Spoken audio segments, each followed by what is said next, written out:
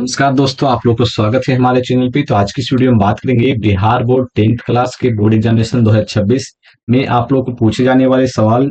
Science subject में, science में आप लोग को बायोलॉजी के चैप्टर नंबर 4 आनुवंशिकता एवं जैव विकास, इस चैप्टर से रिलेटेड जितने भी सवाल आप लोग को बोर्ड एग्जामिनेशन में इंपॉर्टेंट है, इस वीडियो में सारे करवाने वाले हैं। तो आप लोग इस वीडियो को पूरा जरूर देखिएगा। तो सबसे पहला जो आप लोगों का सवाल देखने को मिलेगा यहाँ पे, उससे पहले आप लोग बता दें कि चैनल पर पहली बार आए तो चैनल को सब्सक्राइब जरूर कीजिएगा। पहला सवाल आप लोग को दिया गया है, the origin of species. The origin of species नामक पुस्तक का लेखक कौन है? द ऑरिजिन ऑफ स्पेसीज पुस्तक के लेखक कौन है, यानी किसने लिखा है? पहला ऑप्शन दिया डार्विन ने, दूसरा ऑप्शन दिया गया ओपेरिन ने, तीसरा ऑप्शन दिया लेमार्क ने, या फिर कोई नहीं। तो इसका सही उत्तर हो जाएगा ऑप्शन नंबर ए, डार्विन ने। अगला प्रश्न दिया गया है कि मनुष्य में कितने जोड़े गुणसूत्र पाए जाते हैं? मनुष्य में कितने जोड़े गुणसूत्र पाए जाते हैं? 26, 14, 23 या फिर 18? तो इसका सही उत्तर हो जाएगा ऑप्शन नंबर सी, 23। अगला प्रश्न दिया, कीटों के पंख, कीटों के पंख, चमगादड़ के पंख किस तरह के अंग है? कीटों के जब पंख हो गया, साथ में जो चमगादड़ के पंख हो गया, वो किस प्रकार का अंग है? समजात अंग है, अवशेषी अंग है, समृद्धि अंग है, या फिर कोई नहीं? इसका सही उत्तर हो जाएगा ऑप्शन नंबर सी, यानी कि समृद्धि अंग है। अगला प्रश्न दिया गया है 4 नंबर में कि वर्तमान वर्तमान प्राणियों में कुछ संरचनाएं ऐसी पाई जाती है, वर्तमान प्राणियों में कुछ संरचनाएं ऐसी पाई जाती है जिनका शरीर में अब कोई उपयोग जिनका शरीर में अब कोई उपयोग नहीं रह गया है। ऐसी संरचनाएं को कहते हैं समजात अंग, अवशेषी अंग, समृद्धि अंग, या फिर इनमें से कोई नहीं। इसका सही उत्तर हो जाएगा ऑप्शन नंबर बी, अवशेषी अंग। अगला प्रश्न दिया गया कि जीन शब्द की प्रस्तावना किसने की थी? जीन शब्द की प्रस्तावना किसने किया था? पहला ऑप्शन दिया वाटसन ने, बेंडेन ने, मेंडल ने, या फिर इनमें से किसी ने नहीं। इसका सही उत्तर हो जाएगा ऑप्शन नंबर डी, इनमें से किसी ने नहीं। ठीक है। अगला प्रश्न दिया गया है, कौन सा वैज्ञानिक कौन सा वैज्ञानिक मंडल के नियमों की पुनः खोज से संबंधित है? कौन से वैज्ञानिक जो है मंडल के नियम के खोज से संबंधित है? तो यहाँ पर पहला ऑप्शन दिया गया है सर्मक, दूसरा ऑप्शन दिया लेमार्क, तीसरा ऑप्शन दिया डार्विन, या फिर लिनियस। इसका सही उत्तर हो जाएगा ऑप्शन नंबर ए, सर्मक। इसका सही उत्तर हो जाएगा ऑप्शन नंबर ए, सर्मक। अगले प्रश्न की बात करें तो अगला प्रश्न दिया गया, गुणसूत्र बने होते हैं, गुणसूत्र बने होते हैं, किसके बने होते हैं गुणसूत्र? तो यहाँ पर दिया गुणसूत्र बने होते हैं डीएनए के, डीएनए तथा आरएनए के, या फिर आप लोग का डीएनए तथा प्रोटीन व आरएनए के, या फिर इनमें से कोई नहीं। तो इसका सही उत्तर हो जाएगा option number C, DNA, protein एवं आरएनए के बने होते हैं। जो गुणसूत्र बने होते हैं, एक तो डीएनए के बने होते हैं, दूसरा आरएनए के बने होते हैं, साथ में उसमें प्रोटीन भी होता है। तो ये तीनों हो जाएंगे ऑप्शन नंबर सी। अगला प्रश्न दिया गया कि कोशिका में आनुवंशिक पदार्थ होते हैं, कोशिका में आनुवंशिक पदार्थ होते हैं। पहला ऑप्शन दिया गया है डीएनए, गुणसूत्र, जीन, या फिर हरित लवक। तो जो कोशिका होता है उसमें आनुवंशिक पदार्थ होते हैं डीएनए। ठीक है, तो डीएनए होता है आनुवंशिक पदार्थ होता है। ठीक है, तो इसका सही उत्तर जगह ऑप्शन नंबर ए, डीएनए। अगला प्रश्न दिया कि जीन शब्द किसने प्रस्तुत किया था? जीन शब्द जो है किसने प्रस्तुत किया था? जीन शब्द किसने प्रस्तुत किया था? जॉनसन ने, लेमार्क ने, मेंडल ने, या फिर ग्रिफिथ ने? इसका सही उत्तर जगह ऑप्शन नंबर ए, जॉनसन ने जीन शब्द का यहाँ पे प्रस्तुत किया था। अगला प्रश्न दिया गया 10 नंबर में, मलेरिया उत्पन्न करने वाला मच्छर यानी कि मादा एन्फ्लेज किस तरह के जल में उत्पन्न होता है? मादा एन्फ्लेज जो है किस तरह के जल में उत्पन्न होता है? किस तरह के जल में उत्पन्न होता है? पहला ऑप्शन दिया गया है साफ जल में, गंदा जल में, मीठा जल में, इनमें से सभी। इसका सही उत्तर होगा ऑप्शन नंबर बी, गंदा जल में। अगला प्रश्न दिया कि डेंगू उत्पन्न करने वाले मच्छर किस तरह के जल में उत्पन्न होते हैं? डेंगू उत्पन्न करने वाले जो मच्छर होते हैं वो किस तरह के जल में उत्पन्न होते हैं? पहला ऑप्शन दिया गया है साफ जल, गंदा जल, या फिर आप लोगों का मीठा जल, या फिर इनमें से सभी। इसका सही उत्तर हो जाएगा ऑप्शन नंबर ए, साफ जल में। ठीक है, जो मादा एन्फ्लेज होता है वो गंदा जल में उत्पन्न होता है। आगे की बात कर लेते हैं। आगे दिया गया अवशेषी अंग का उदाहरण है, अवशेषी अंग का क्या उदाहरण है? पहला ऑप्शन दिया कर्ण पल्लव की पेशियां, पुच्छ करेशुकाएं, निषेचक पटल या फिर इनमें से सभी। तो इसका सही उत्तर हो जाएगा अवशेषी जो अंग है इनमें से सभी, इसका सही उत्तर हो जाएगा। अगला प्रश्न दिया गया 13 नंबर में, समजात अंगों के उदाहरण है। समजात अंगों के उदाहरण है हमारा हाथ तथा कुत्ते के अग्रपाद। हमारा हाथ तथा कुत्ते के अग्रपाद, पाद मतलब कुत्ते का जो अग्र हाथ होता है उसके बारे में बात कर रहा है। समजात अंग के उदाहरण है हमारे दांत तथा हाथी के दांत, या फिर आलू एवं घास की ऊपरी भूस्तरी, या फिर उपयुक्त सभी। यहाँ पर समजात अंग के बारे में बोला गया है, यानी कि एक जैसा या फिर एक तरीका के एलिमेंट से बना हुआ, कह सकते हैं एक तरीका से फंक्शन करने वाला है। तो इसका सही उत्तर हो जाएगा ऑप्शन नंबर ए। हमारा हाथ जो साथ में कुत्ते के जो अग्रपाद यानी अगला हाथ होता है, जो सेम समजात अंग में आते हैं। अगला प्रश्न दिया गया है कि विकासीय दृष्टिकोण से, विकासीय दृष्टिकोण से हमारी विकासीय दृष्टिकोण से हमारी किससे अधिक समानता है। विकासीय दृष्टिकोण से हमारी किससे अधिक समानता है। पहला ऑप्शन दिया गया है पहला ऑप्शन दिया गया है चीन के विद्यार्थी, दूसरा ऑप्शन दिया गया चिंपैंजी, तीसरा ऑप्शन दिया गया मकड़ी, चौथा ऑप्शन दिया जीवाणु। इसका सही उत्तर हो जाएगा ऑप्शन नंबर बी चिंपैंजी। इसका सही उत्तर हो जाएगा ऑप्शन नंबर बी चिंपैंजी। अगला प्रश्न दिया गया लैंगिक जनन के उपरांत, लैंगिक जनन के उपरांत संतानों में अलैंगिक जनन की अपेक्षा होगी। लैंगिक जनन के उपरांत जो संतानों में अलैंगिक जनन की उपेक्षा होगी, पहला ऑप्शन दिया गया है कम, दूसरा ऑप्शन दिया गया अधिक, या फिर एक समान, या फिर इनमें से कोई नहीं। इसका सही उत्तर जगह ऑप्शन नंबर बी अधिक। अगला प्रश्न दिया कि मेंडल ने अपने प्रयोगों के लिए किस पौधों को चुना। मेंडल ने अपने प्रयोगों के लिए किस पौधों को चुना। पहला ऑप्शन दिया गया मटर, दूसरा ऑप्शन दिया गया चना, सेम, या फिर यहाँ पे इनमें से कोई नहीं। इसका सही उत्तर हो जाएगा ऑप्शन नंबर ए मटर।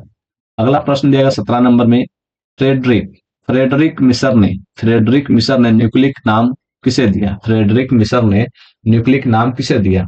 नाभिक अम्ल, सल्फ्यूरस अम्ल, HNO3, HCl। इसका सही उत्तर हो जाएगा ऑप्शन नंबर ए नाभिक अम्ल को।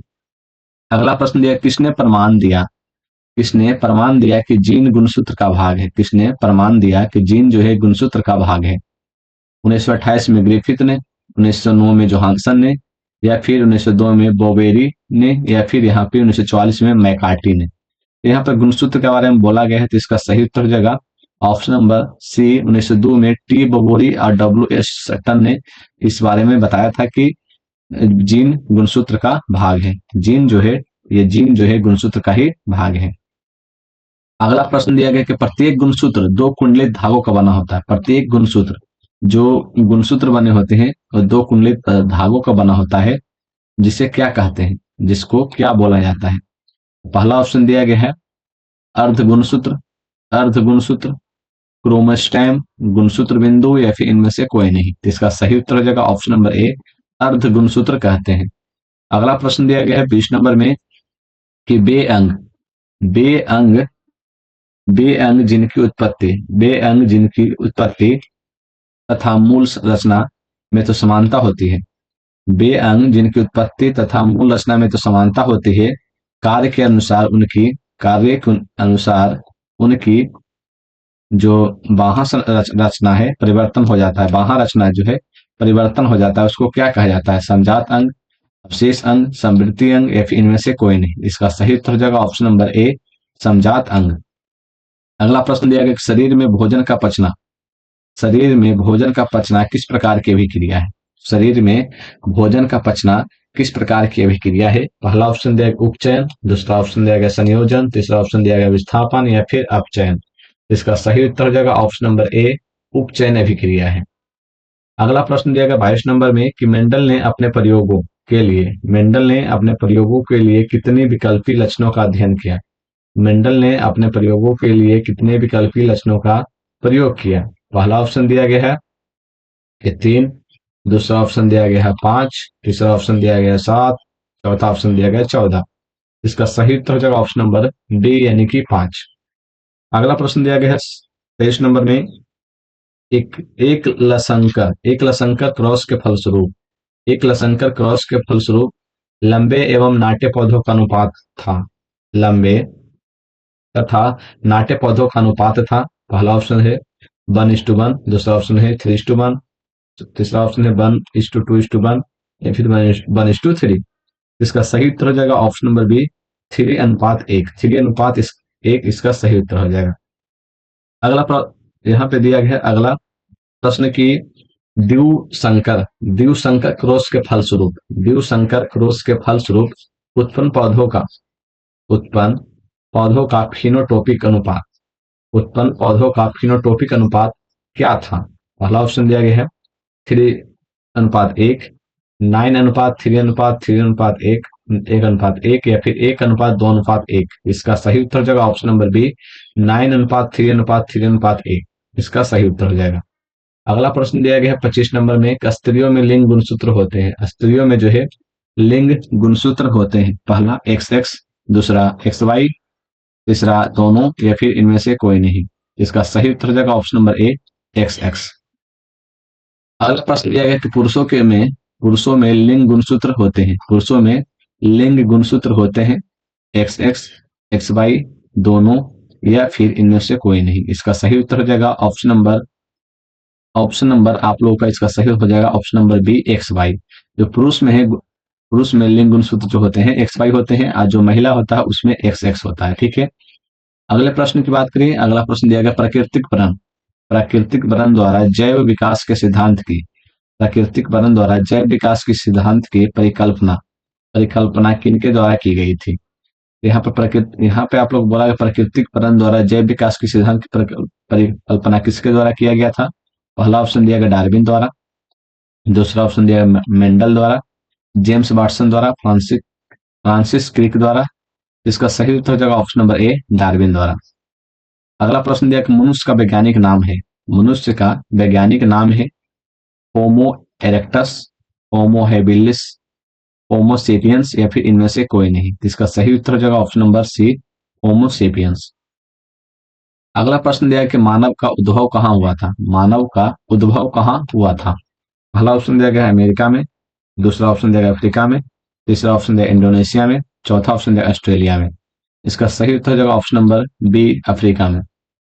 अगला प्रश्न दिया गया 30 नंबर में कि चमगादड़ एवं पक्षी के पंख किस प्रकार के अंग के उदाहरण है। चमगादड़ एवं पक्षी के जो पंख है वो किस प्रकार के अंग के उदाहरण है। पहला ऑप्शन दिया गया समरूप, दूसरा ऑप्शन दिया समजात, तीसरा ऑप्शन दिया संवृत या फिर जीवाश्म। इसका सही उत्तर होगा ऑप्शन नंबर ए समरूप।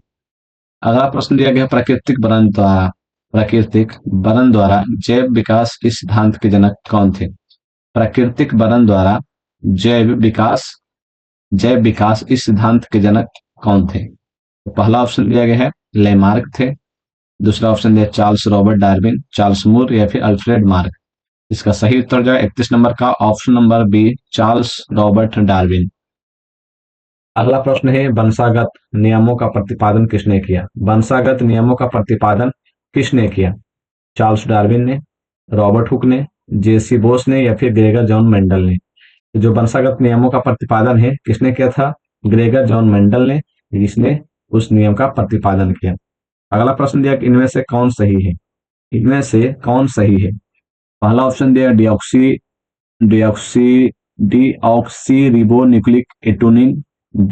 Ribonucleic acid, deoxy nucleic anaemia या फिर डीऑक्सी न्यूक्लिक एक्टिविटी। इसका सही उत्तर हो जाएगा option number D deoxyribonucleic acid. Option number B इसका सही हो जाएगा। अगला प्रश्न है कान के निचले हिस्से को क्या कहते हैं। कर्णपाली, कर्णरक्षक, कर्णपोशी या फिर कर्णधार। इसका सही उत्तर हो जाएगा ऑप्शन नंबर ए कर्णपाली। अगला प्रश्न दिया गया 35 नंबर में जैव विकास को सर्वप्रथम किसने समझाया। लेमार्क ने, डार्विन ने, अरस्तु ने या फिर वाइसमान ने। इसका सही उत्तर हो जाएगा ऑप्शन नंबर ए लेमार्क ने। अगला प्रश्न दिया विभिन्नताएं कितने प्रकार की होती है। 3, 2, 4 या फिर 8। इसका सही उत्तर हो जाएगा ऑप्शन नंबर बी यानी कि 2 प्रकार की होती है। अगला प्रश्न है कि किसी जीव की जीन संरचना उस जीव का क्या कहलाता है। किसी जीव की जीन संरचना उस जीव का क्या कहलाता है। जीन प्रारूप, जीनोटाइप, ए और बी दोनों, या फिर जेनेटिक्स? तो इसका सही उत्तर हो जाएगा ऑप्शन नंबर ए और बी दोनों। अगला प्रश्न दिया गया 38 नंबर में कि जीन पर रूप तथा वातावरणीय दशाओं द्वारा निर्धारित, जैसे कि अनुवांशिक लक्षण या फिर आप लोगों का विशेषक जो स्पष्ट रूप से दिखाई देते हैं, क्या कहलाते हैं? पहला ऑप्शन दिया है जीन प्रारूप कहलाते हैं, दूसरा ऑप्शन दिया है जीनोटाइप, या फिर लक्षण प्रारूप, फेनोटाइप, या फिर जेनेटिक्स। तो यहाँ पर जो है लक्षण प्रारूप यानी कि फेनोटाइप यहाँ पे दिखाई देते हैं। अगला प्रश्न है कि ग्रेगर जॉन मेंडल व्यक्तिगत जीवन में क्या थे? ग्रेगर जॉन मेंडल व्यक्तिगत जीवन में क्या थे? नाभिक थे, व्यापारी थे, पादरी थे, या फिर कृषक थे? तो इसका सही उत्तर हो जाएगा ऑप्शन नंबर सी, पादरी थे। अगला प्रश्न दिया गया है 40 नंबर में कि मेंडल ने जनक पीढ़ी को किस लेटर से सूचित किया था? मेंडल ने जनक पीढ़ी को किस लेटर से सूचित किया था? पी से, टी से, एफ से, या फिर एस से? इसका सही उत्तर हो जाएगा ऑप्शन नंबर ए, यानी कि पी से सूचित किया था। अगला प्रश्न है किसी भी प्रजाति विशेषक के एक समष्टि या आबादी में स्थित समस्त जीन उस आबादी का कहलाता है? जीन विकास, जीन कोश, भ्रूण विकास, भ्रूण कोश? इसका सही उत्तर हो जाएगा ऑप्शन नंबर बी, यानी कि जीन कोश। अगला प्रश्न दिया गया है जाति उद्भवन उन जीवों में होता है जिसमें लैंगिक जनन होता है, अलैंगिक जनन होता है, स्वपरागन होता है, या फिर इनमें से सभी? इसका सही उत्तर हो जाएगा ऑप्शन नंबर ए, लैंगिक जनन होता है। अगला प्रश्न दिया गया है 43 नंबर में डीएनए अनुक्रम के तुलनात्मक अध्ययन द्वारा किसी जीव के पूर्वजों की खोज कहलाता है? पहला ऑप्शन दिया गया आणविक व्युत्क्रमण, आणविक जातिवृत्त, आणविक विलोपन, या फिर आणविक संकलन? तो इसका सही उत्तर हो जाएगा ऑप्शन नंबर बी, यानी कि आणविक जातिवृत्त। अगला प्रश्न दिया गया है कि अनुवंशिकी का पिता कहा जाता है मंडल को, डार्विन को, अरस्तू को, हाइल्डेन को? इसका सही उत्तर हो जाएगा ऑप्शन नंबर ए, मंडल को। अगला प्रश्न है किसके मतानुसार जीवों में प्रजनन के द्वारा अधिक से अधिक संतान उत्पन्न करने की यहाँ पे जो है क्षमता होती है? पहला ऑप्शन दिया डार्विन के द्वारा, मेंडल के द्वारा, हेल्डन के द्वारा, या फिर अरस्तू के द्वारा? यहाँ पर आप लोगों को सही उत्तर हो जाएगा ऑप्शन नंबर बी, मेंडल के द्वारा। मेंडल ने बोला था कि जीवों में प्रजनन के द्वारा अधिक से अधिक संतान उत्पन्न करने की क्षमता होती है। अगला प्रश्न दिया गया 46 नंबर में कि डीएनए में कितने प्रकार के नाइट्रोजन क्षारक होते हैं? डीएनए में कितने प्रकार के नाइट्रोजन क्षारक होते हैं? 2 प्रकार के होते हैं, 3 प्रकार के होते हैं, 4 प्रकार के, या फिर 5 प्रकार के? तो यहाँ पर सही उत्तर हो जाएगा ऑप्शन नंबर ए, 2 प्रकार के होते हैं। अगला प्रश्न दिया गया 47 नंबर में पक्षी तथा तितली के पंख है समजात अंग, असमजात अंग, अवशेषी अंग, या फिर इनमें से कोई नहीं? तो इसका सही उत्तर हो जाएगा ऑप्शन नंबर बी, असमजात अंग होते हैं। पक्षी तथा तितली के जो पंख होते हैं असमजात अंग होते हैं। अगला प्रश्न दिया गया है किसी जीव की जीनी संरचना कहलाता है लक्षण प्रारूप, या फिर फेनोटाइप, जीन प्रारूप, या फिर जीनोटाइप, आनुवंशिकी, या फिर विभिन्नता? इसका सही उत्तर जाएगा ऑप्शन नंबर बी, जीन प्रारूप, या फिर जीनोटाइप कहलाता है। अगला प्रश्न दिया गया है 49 नंबर में जीव विज्ञान की वह शाखा जिसके अंतर्गत विभिन्नता तथा आनुवंशिकता का अध्ययन किया जाता है, क्या कहलाता है? जीवाश्म विज्ञान, भ्रूण विज्ञान, जीव विज्ञान, या फिर आनुवंशिकी? इसका सही उत्तर हो जाएगा ऑप्शन नंबर डी, आनुवंशिकी। अगला प्रश्न दिया गया है अफ्रीकी मानव का सबसे निकट संबंधी है चिंपैंजी, गोरिल्ला, गिलहरी, या फिर बंदर? इसका सही उत्तर हो जाएगा ऑप्शन नंबर ए, चिंपैंजी। अगला प्रश्न दिया गया है 51। तो यहाँ पर आप लोगों को 50 नंबर तक ही था, और यहाँ पर आप लोग इस चैप्टर से रिलेटेड जितने जो सवाल है आप लोगों का जो इंपॉर्टेंट है बोर्ड एग्जामिनेशन में हमने सारे करवा दिए हैं। इससे बाहर आप लोगों को कुछ भी नहीं आने वाला है। धन्यवाद।